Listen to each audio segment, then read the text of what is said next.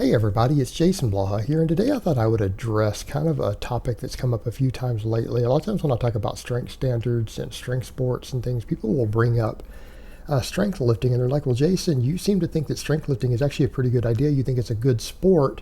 Why are you still supporting powerlifting more than it? And it's not that I don't think it's a good sport.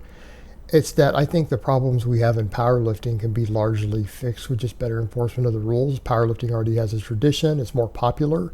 And there are some problems with using the strict press in place of the bench press. And it's not that I don't think the strict press is a better exercise. And that's going to be the interesting direction of this discussion. It's not that I favor the bench press over the strict press. I mean, if you were to ask me which is a better overall exercise and which one's a slightly better display of strength, I'm going to say the strict standing press. Slightly, by a very small margin.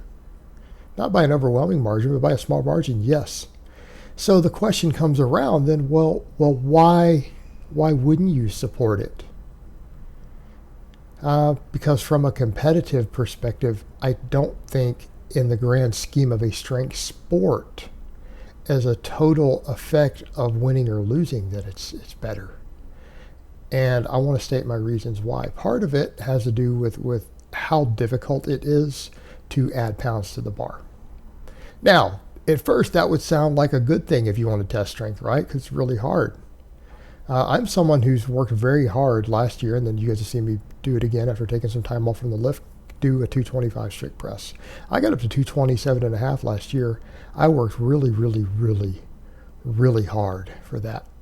And for anyone who's ever gotten to a 225 strict press, if you're not a brutally strong person already, I mean, I'm talking if you're a sub 400 pound bencher, right? So you're not brutally strong, you're just decently strong. Who's ever gotten to a 225 strict press, you guys know how hard that is. To press with your knees locked, to press off of your chest over your head. 2 plates aside or more, right? Over 100 kilos or 225 pounds. Anyone who's ever done it and trained for it knows what I'm talking about while standing. Not this seated nonsense where you guys do a half rep seated. It's hard. It's really hard to build up to that. It takes an enormous amount of work. You get a lot of stalls. It's a fight. It takes a lot of programming. It's very hard. How hard is it to get your bench to 300? I'd say it's easier to get a 300 bench. It's way easier to get a 300 bench than it is a 225 press.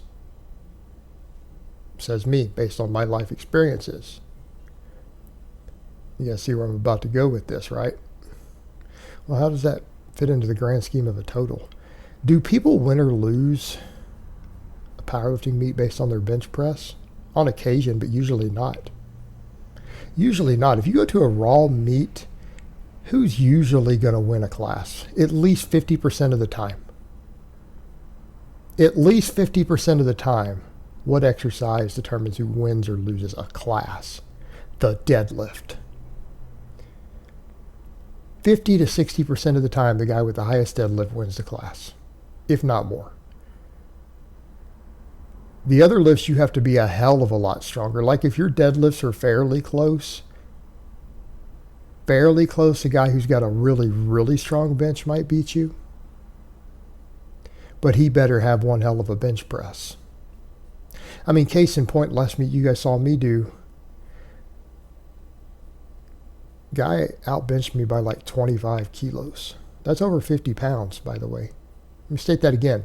The guy who placed behind me and didn't get a nationals invite, a world's invite, he outbench pressed me by 25 kilos. I didn't even hit my best gym lift on my deadlift to win. I just came in and put 2.5 pounds more bar, or 2.5 kilos over what I needed to out total him on my deadlift, pulled it for my third attempt, got my medal, got my world's invite, and went home. I didn't even have to pull a max. He way outbenched me. Bench presses rarely win powerlifting meets. All right. Now, when you start calculating in, though, how does it compare with the standing press? Well, the standing press is basically going to leave your upper body obsolete. When you start talking about taking a standing press, because almost every one of us out here can bench at least 100 pounds more than our standing press. So even if you have an above average standing press for your weight class, you have the best press in your weight class. A guy who out deadlifts you by 5% is going to beat you every single time, because it is a hell of a hard job to get to over a 200 pound, like a 220, 225 press. If you're not in a real heavy weight class, is actually really hard to do. It counts for so little of your total. It counts for so little of your total that it's not going to make a difference. In other words, if you start taking the bench press out and you focus on purely something like the standing press, we can basically just forget upper body training for a strength sport. It just becomes all about the legs and back. There's no real reason to really train anything else, right? Because the muscles you have to add for the bench press are going to be bigger and heavier. They're going to add extra body weight, make it harder to make a weight class. You don't need pecs, right? You don't need any of that stuff, right? You can leave a lot of muscles underdeveloped and you'll do really, really well at a standing press, at least enough so to be slightly competitive without being great at it. And you can put all your efforts into the deadlift and the squat, and you can crush a sport like that because your upper body strength won't matter that much. It doesn't count for a third of your total. It's going to count for like a sixth of your total. It's going to be like a sixth of your total, if that. Maybe an eighth of your total. So putting any real effort into training the press in a sport where you got the squat and the deadlift against it, it basically becomes unimportant. Doesn't matter if you have the worst press as long as you have the best deadlift at that point. It doesn't matter. You could literally walk in with a 150 pound press against guys with a 200 press, and if you had put a lot of effort into your deadlift, you're going to win. It's like, you just got to out deadlift them. And the problem you have with that ratio gets way worse when you throw the press in.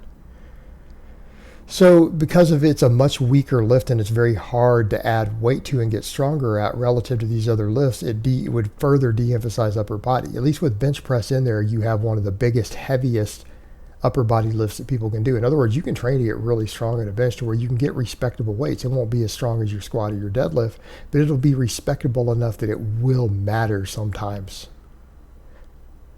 So I would almost say that if we're going to just throw something like the press in, which is in its own right a fantastic test of upper body strength, but the amount of weight you lift relative to these other big lifts is so small that we might as well not bother with an upper body lift, right? We might as well just not bother, just do a squat and a deadlift and be done with it, because it's just simply not going to be competitive at that point to even bother.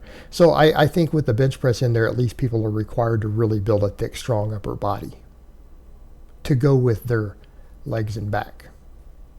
And people will say, what about all the arching and stuff on the bench press? Well, that's exactly the problem you have with the press, isn't it? The same people who have the flexibility to arch on a bench press more than average to get a really extreme range of motion, guess what? Those same people are really good at learning to do a layback press. I mean, if case in point, take the whole starting strength with their strength lifting, which I'm actually a fan of. I think it's a good sport. I support the idea.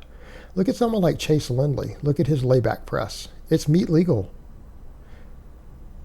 And I'm not saying there's anything wrong with it as a lift, because he is working within the confines of the rules as they are set out. To lay back to almost do a bench press at the bottom.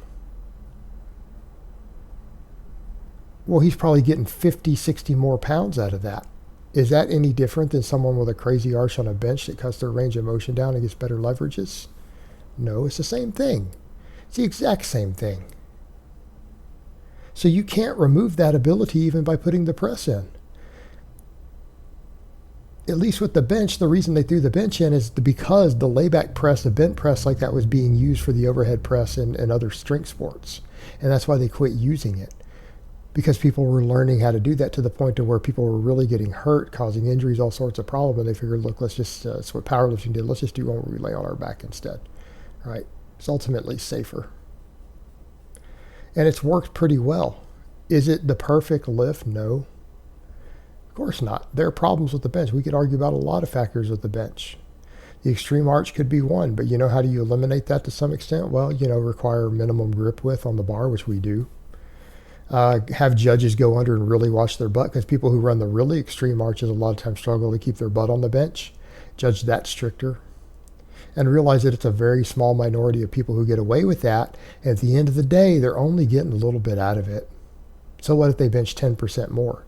Bench is still the weakest lift. It's not really going to make or break a meet the majority of the time. And here's what it comes down to. If you have a person who has a natural ability that gives them a big leverage advantage,